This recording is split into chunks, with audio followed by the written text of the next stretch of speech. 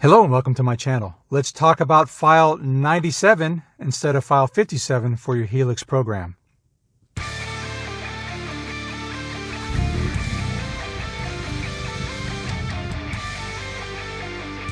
Welcome back and thanks for being here. If you've been following my channel for a little while, and especially the cargo trailer renovation, then you know that I am refinishing my cargo trailer. Again, it's behind me. I don't know how well you can see that. It looks a little washed out, but I have stripped my bad paint job off of it, and then I need to sand it down to get it ready for refinishing again. This time I'm going to have somebody else do it. I think it's going to turn out great.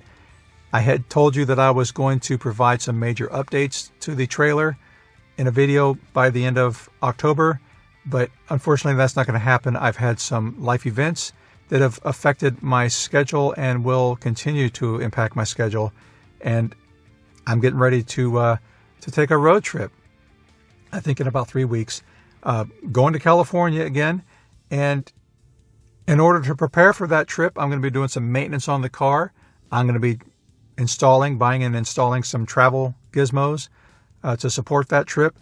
And as a result, I'm gonna make some maintenance videos, some product reviews. I'm going to share some new stuff about the car. So the trailer is going to have to wait. I will share some car stuff, some gizmo stuff, and maybe some road trip stuff throughout November. And that may actually trickle a little bit into December. But this video is not about any of that. This video is about Helix and Helix programming. Helix is a really good upgrade, but it is not hi-fi. This is not a $2,000 stereo. This is a $400 to $500 upgrade. And it is an upgrade over stock, but it is still limited by the factory head unit and the factory speaker. So it is only an improvement, not a high-end upgrade. Of course, that doesn't stop people from tinkering and wanting to make it a little better. Those who install the Helix upgrade themselves know that you got to have the thing programmed. Despite the fact that Volkswagen says Helix comes pre-programmed for the 4-door Golf and GTI, I did a video, I'll link it up here, with Last Human's Garage, where we basically proved that that is not accurate. I don't know anybody who has been present when their Helix was programmed who did not notice a difference. Nearly everybody notices a difference. Then some people who rent a dongle, what they do, or if they bought their own, I have my own, as you can see here, my own. I bought mine because I like to help people out. I've flashed plenty of people. In fact, just yesterday I programmed an Arteon. That's a new file. I just downloaded it, and yeah, he heard the difference right away as well. So I like to help people out, and then I like to experiment. And so the people who are renting the dongle, it would not shock me at all if they scroll through the menus and try different files just to see if they can hear the difference. What happened, I want to say it was a couple of years ago, Helix updated the files to add in some reduced output files. So file 56 is for the 2-door Golf and GTI, which we're seeing less and less of here in the United States. I don't think we've had them available to us since after the 2016 model year. File 57 is for the 4-door, and file 60 is for the Estate, known as the Sport Wagon here in the United States, and I believe Canada calls it the Sport Wagon as well. The reduced output files are file 96, 97, and 98. Again, respectively for the 2-door, 4-door, and Sport Wagon. There are those who swear that file 97 sounds better than file 57 in the 4-door. And I tried it. I think I heard a little bit of a difference. I don't know if it was placebo effect or not, because then I tried it back to 57 and I just couldn't hear it. Sometimes I think the bass sounds a little bit punchier. I'm just not really sure, to be honest with you. So I'll give you a demo here in a minute, but you're really not gonna hear the difference. If I can't hear the difference with my ears right here in the car with me, you're not going to hear it by the time YouTube is finished processing the audio and dumbing it down. So, but I'll share it with you anyway, because I know you won't believe me unless I try to give you a demonstration. I was curious to know what really is the difference between file 57 and file 97. What is the value of a reduced output file? So I contacted Audio Fisher. And if you don't know, Audio Fisher is the parent company over top of some subsidiaries. So they own Helix and Match. Helix, I believe, is the company that developed the original Helix subwoofer accessory upgrade, not only for Volkswagen, but for other cars as well. And in the case of Volkswagen's Helix system, I believe that was either transferred or bought by Match, who's still owned by Audiotech Fisher. So it's actually made by Match now. I contacted Audio Fisher to get some details and got a pretty prompt response from somebody whose last name is Fisher. I think she might even be the president or CEO of the company. She said that the purpose of the low output files is for cars with MIB1. And that confused me a little bit, because at first I was thinking from the perspective of the amplifier. If the MIB1 has a reduced output compared to the MIB2, the amplifier is just going to take care of that on its own. So why reduced output files? And then I started thinking about the speaker configuration. My GTI, I take it for granted, but it has MIB2, and it also has 8 speakers. So one woofer in each door, a tweeter in the rear doors, and then tweeters in the A pillars, for a total of 8. And 8 speakers creates a certain size load. I can't remember what it is, if it's 2 ohms or 1.666, whatever. But it is a value. It doesn't matter what the value is, it's a value.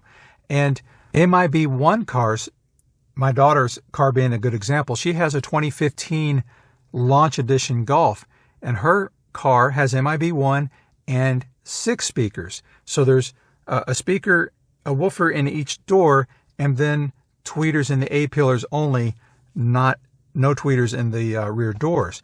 So a 6-speaker system, it is a higher impedance than an 8-speaker system. So given the same potential, the same, I'll call it power out, but it's not. I'll just call it, there's a voltage potential on the amplifier as it puts out a signal. There is a voltage on the signal, loosely stated. I'm trying to keep it simple for you. And so a potential applied to less impedance, a lower resistance value, is going to result in more current, therefore more power. Therefore, it makes sense when Helix says on its specs for the system that it outputs 50 watts on an 8-speaker system and 35 watts on a 6-speaker system. I had made the assumption that the math was just natural, that with a higher load, a higher impedance load, that it was just going to naturally come down to 35 watts. But maybe it's the program that does that. I'm not sure. That's what I was hoping that Audio Fisher Tech might explain, but she didn't. And that's okay. Regardless, what is the value of the lower output file in my application here with 8 speakers? I did the test and I can't hear the difference. If you've done the test and you heard the difference, or maybe can explain it better than what I've just done, please put a comment below. I'd love to see what you have to say about it. Let me do a test real quick just to give you a listen, just to satisfy your curiosity, because I'm sure you're curious. So let me set this up. Check it out. The music that I am going to share here is royalty-free. It's not quite as obnoxious as some of the music that was in my earlier videos. I hope my videos today have a better soundtrack. I try to keep this volume very low, and I only play at the intro and at the end. In the middle, it's just me and my boring voice. So this will be music that I have featured in videos before, but this is kind of I don't know, it's not as nutty as my usual stuff. I like progressive rock, and this is more bluesy, easygoing stuff. So hopefully it doesn't give you a headache. But let me turn it up a little bit and then I'll give you a demo. I have file 57 loaded at the moment, and I will load file 97. So let me set the music.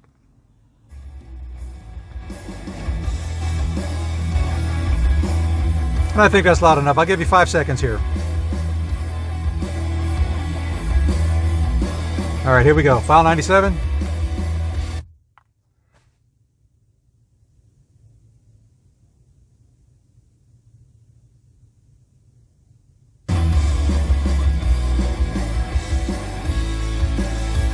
Sounds about the same to me. I'm not really buying the change. Let me reset this for a second. It's going to cut the music, and then it's rebooting. It rebooted, so I got file 97. And turn that down to 57. 57. And I'm going to flash 57 back in there.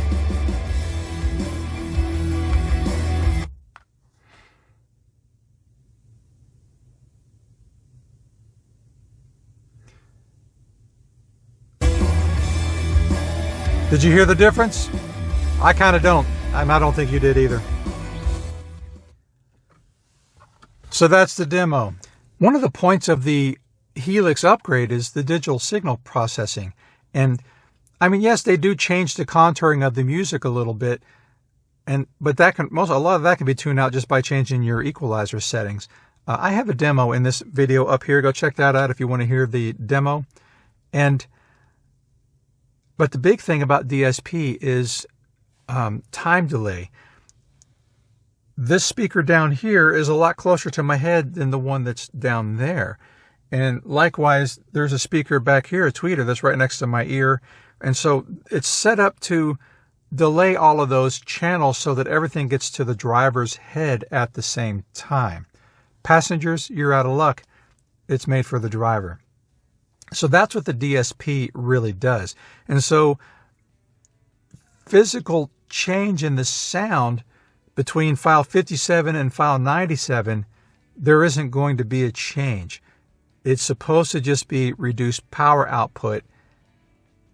And there might be a slight difference in the contouring of the music.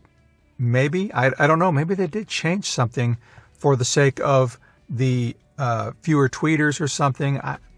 I don't know, but it's not time delay, that's for sure. Tell me what you think of that. I'd love to hear your thoughts on that. You're not hurting anything if you have file 97 loaded. There's no doubt about that. It's not going to hurt anything to output less power to your system, and it's not going to hurt anything to have file 57 loaded. Do what makes you feel good. If it's placebo, it's placebo. If it's really doing something, all right, sure, let's go with that. Next video. I don't remember what I'm doing next. I had a plan and now things are kind of turned upside down, but I will get something out for you. I guess you'll just have to be surprised. Thanks for being here, and I will see you next time. Take care.